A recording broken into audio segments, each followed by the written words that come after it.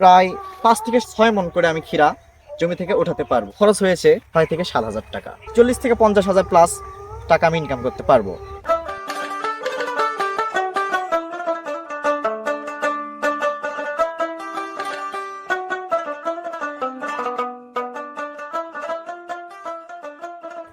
সুপ্রিয় দর্শক মণ্ডলী, আশা করি সবাই ভালো আছেন। তো প্রতিবারের নাই আজকে আমরা আবার একটা ভিডিও নিয়ে হাজির হয়েছি।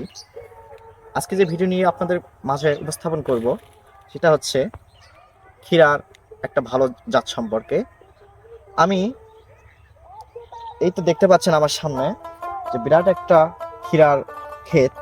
তো এই ক্ষীরার ক্ষেতে আমি যে একটা নতুন ভালো উন্নত জাতের ক্ষীরা চাষ করেছি, তো এটা নিয়ে একটু বিস্তারিত আপনাদের সামনে তুলে ধরবো। এতে দেখতে পাচ্ছেন আমার জমির পরিমাণ হচ্ছে প্রায় 14 কাঠা। তো এই 14 কাঠা জমিতে যে আমি একটা হাইব্রিড জাতের নতুন ক্ষীরা, সেটা হচ্ছে হীরা প্লাস জাতটা লাগাইছি, ইনশাল্লাহ একটা ভালো ফলন আশা করছি। সচরাচর আমাদের গ্রামে এই ক্ষীরার চাষ প্রায় কম লোকই করে। তো আমি সহকারে যে কতিপয় 2-1 জন ক্ষীরা চাষ করেছে, ইনশাল্লাহ তাতে আমি আশা করছি অবশ্যই ভালো দামে আমি বিক্রি করতে পারবো। আমি আগে বলেছিলাম আমার জমি পরিমাণ হচ্ছে প্রায় 14 কাঠা। তো এই 14 কাঠা জমিতে আমার জমি প্রস্তুত করতে, বীজ ক্রয় করতে বা হচ্ছে পানি বাবদ, সার বাবদ, হাল চাষ বাবদ যেরকম খরচ হয়েছে তার হিসাব হচ্ছে আনুমানিক প্রায় 6 থেকে 7,000 টাকা। আপনারা দেখতে পাচ্ছেন সামনে আমার গাছগুলো ইনশাল্লাহ তরতাজা এবং সতেজ আছে। ফল অলরেডি আসা শুরু করছে, ক্ষীরা অবশ্যই গুটি গুটি ক্ষীরা ধরছে। ইনশাল্লাহ আজ থেকে যদি 14 থেকে 15 দিন পরে এই ফলগুলো অবশ্যই বড় একটা ফলের রূপান্তর হবে।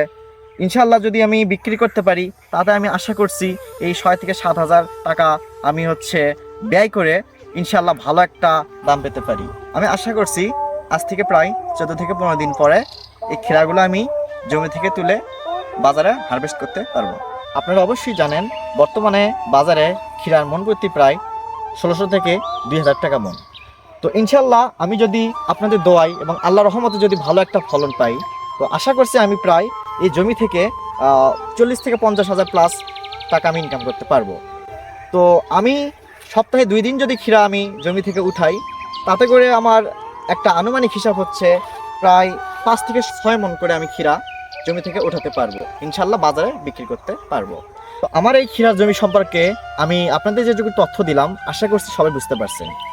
তো আমাদের মতো যেরকম বেকার ছেলেপিলে বা যুবক আছে, আশা করছি আপনারা বসে না থেকে স্বল্প পরিমাণ জমিতে হলেও এই ক্ষীরা হোক বা যে কোনো একটা ফসল বা সবজি হোক আপনারা অবশ্যই চাষ করবেন এবং ভালো কিছু করতে পারবেন। তো ভিডিওটি আর না বাড়িয়ে পরিশেষে সবার সুস্বাস্থ্য ও দীর্ঘায়ু কামনা করছি। সবাই ভালো থাকবেন, সুস্থ থাকবেন। আল্লাহ হাফেজ।